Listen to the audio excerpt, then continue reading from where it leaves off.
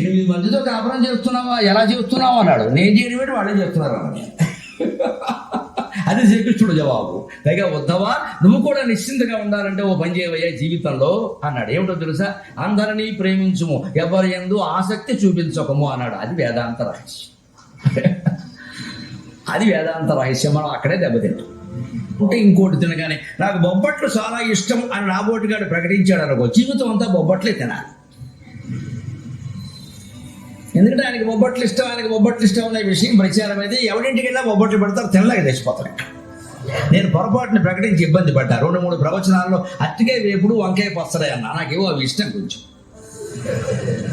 అవి చెప్పినందుకు ఏమైందంటే, నేను కింద సంవత్సరం చూశానండి, ఏడాదిలో నేను బయట ప్రవచనాలు చెప్పిన ఒక 100-150 ఉన్నాయి. 150 అట్టికే వేపుడు, 150 వంకాయ పచ్చడి తిన్నాను. విసిగెత్తిపోయింది ప్రాణం. పైగా నాకు అవి ఇష్టం కావడం వల్ల ఇంటికి వెళ్ళాక ఆవిడ కూడా అవే పెట్టింది. ఈ నువ్వు ఇవే పడితే నేను బతకాల వద్దా అన్న. మరి మీరు ఎందుకు చెప్పారండి అవి? మనం చెప్పకుండా ఉండలేం. మనం ఏం చేస్తాం, మన బలహీనత మంది చెప్పేయడం అలవాటు. వాళ్ళంతా ఓపెన్ యూనివర్సిటీ.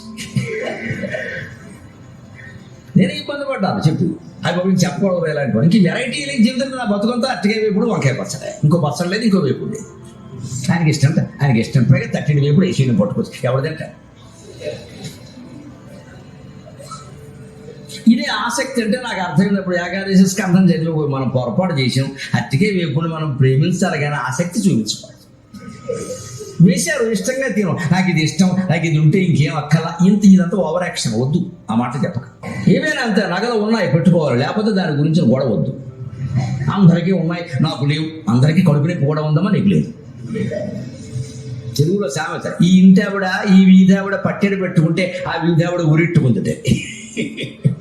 ఈ వీధి ఆవిడ పట్టెడు పెట్టుకుందరు, మెడకి ఆభరణంగా పట్టెడా అంటారు, పెట్టుకుందరు. ఆవిడ నేను ఏదో పెట్టుకోవాలంటే ఉరిట్టుకుంది, ఇంకేం పెట్టుకోలేక.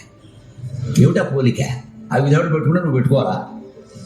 గోపికలు ఆ భావనతో ఉన్నవాళ్ళు వాళ్ళు అలాగే సమీపించారు. జన్మాంతరమైనటువంటి విశేషం అండి, అంతకంటే ఏం చేయలేరు వాళ్ళు. ఆ జన్మ అటువంటిది అయినప్పుడు ఇంకో వాంఛ రాదండి. దానికి ఉపనిషత్తుల్లో చక్కని కథ ఉంటుంది. ఒక ఋషి సంధ్యావందనం చేస్తున్నట్ట. ఆయన చేతిలోకి ఎలకపిల్ల వచ్చింది. సంధ్యావందనం చేస్తే సాధారణంగా చేపలు వస్తుంది. ఎందుకు ఎలకపిల్ల వచ్చింది? ఆయన గ్రహస్థితి అలా ఉంది. ఆవిడ ఎలకపిల్ల వస్తే ఆయన చూసి జాలేసింది. ఒక కోపం వస్తుంది, సాధారణంగా రాలేదు, జాలేసింది. చూసి ఏమిటో ఎలకపిల్ల వచ్చింది.